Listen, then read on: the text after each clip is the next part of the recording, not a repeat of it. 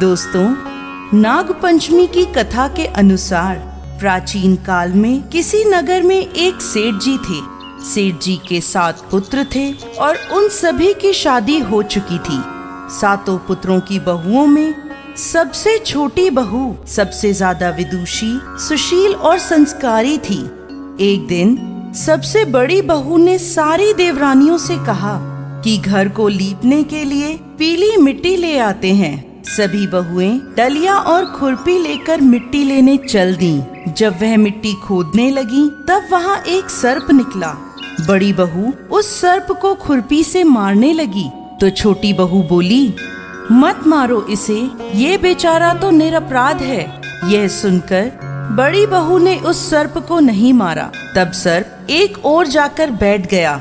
छोटी बहू ने सर्प से कहा, आप यहाँ से जाना मत, मैं अभी आती हूँ। ऐसा कहकर छोटी बहू सर्प के लिए दूध लेने चली गई। घर पहुंचकर वो अपने कामों में लग गई और सर्प को किया वादा भूल गई। अगले दिन जैसे ही उसे यह बात याद आई तब वह दूध लेकर वहां पहुंची तो उसने देखा सर्प तो वहीं बैठा है। सर्प को देखकर वह बोली, भैया मुझे माफ कर दो, मैं अपने कार्य में लगकर आपसे किया वादा भूल गई।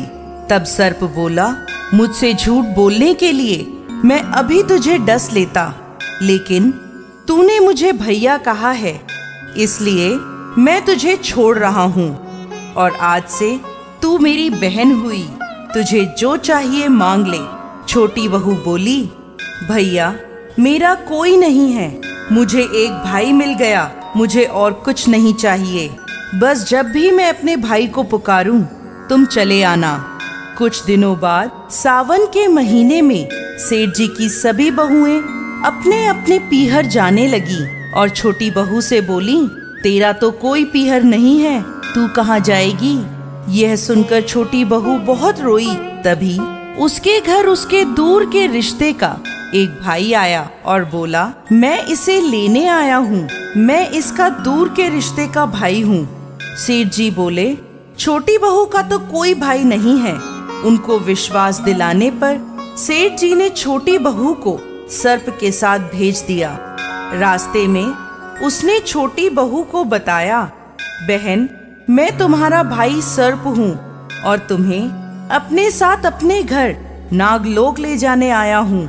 तुम डरना मत, तुम मेरी पूंछ को पकड़ लो और डरना मत, मैं तुम्हें अपने साथ अपने घर ले जा रहा हूँ। छोटी बहू ने सर्प के कहे अनुसार किया।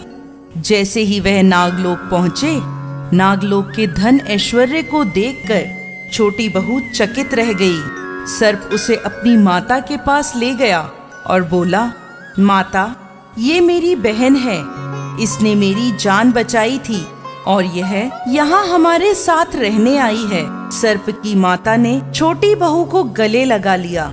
अब वह वहाँ खुशी खुशी रहने लगी। उस समय वहाँ शेषनाग के बहुत से छोटे छोटे बच्चे जन्मे हुए थे। वह रोज देखती कि माँ सभी के लिए दूध ठंडा करके घंटी बजाती। घंटी की आवाज सुन के सभी बच्चे वहाँ आकर दूध पी लेते थे। एक दिन वह माँ से बोली, माँ आज दूध मैं ठंडा कर देती हूँ। अभी दूध ठंडा भी नहीं हुआ था कि उसने जल्दबाजी में घंटी बजा दी। घंटी की आवाज सुनते ही छोटे छोटे सांप दूध पीने दौड़ पड़े। इतने में दूध में मुंह डालते ही कईयों के फन जल गए। तब सभी सर्प बोले, हम इसे डसेंगे, परंतु माँ के समझाने पर वह मान गए। तब सर्प ने और उसकी माँ ने छोटी बहू को बहुत धन दौलत, हीरे मोती और जवाहरात देकर उसके घर के लिए विदा किया। इतना सारा धन दौलत देखकर बड़ी बहू बोली, भाई ने इतनी सारी दौलत दी है तो इसे झाड़ने के लिए सोने की झाड़ू भी दे देता। यह सुनकर सर्प ने सोने की झाड़ू भी लाकर दे दी और उसके साथ उसे उसकी माँ की तरफ से हीरे मोती और मणियों का एक अद्भुत हार दिया। उस हार की प्रशंसा सारे नगर में होने लगी। जब यह प्रशंसा नगर की रानी ने सुनी तो उस हार को पहनने की अपनी इच्छा राजा को कही। राजा ने तुरंत अपने सैनिकों को वह हार लेने भेज दिया। राजा के डर से सेठ जी ने छोटी बहू का हार लेकर सैनिकों को दे दिया। इस बात से छोटी बहू बहुत दुखी हुई और अपने भाई सर्प को याद कर उसे सारी बात बताई। सर्प बोला, बहन तुम दुखी मत हो, राजा खुद तुम्हें वह हार लौटाने आएंगे। रानी ने जैसे ही वह हार पहना, वह हार सर्प बन गया और रानी ने डरकर वह हार फेंक दिया। यह देखकर राजा ने छोटी बहू को उपस्थित होने का आदेश दिया। सेठ जी स्वयं छोटी बहू को लेकर उपस्थित हुए। राजा ने छोटी बहू से पूछा, तूने क्या काला जादू किया है?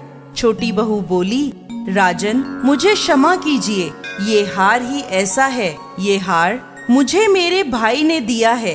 इतनी देर में वह नाग वहाँ प्रकट हुआ और बोला, यह मेरी बहन है और ये हार मैंने इसे दिया है। यह देखकर सभी लोगों ने नाग देवता को प्रणाम किया और उसी दिन से नाग पंचमी का त्योहार मनाया जाने लगा। तो दोस्तों, कैसी लगी आपको आज की हमारी यह कहानी? हमें कमेंट बॉक्स में लिखकर जरूर भेजें और साथ ही साथ हमारे इस वीडियो को शेयर करें और हमारे चैनल को सब्सक्राइब जरूर करें। जय नाग देवता।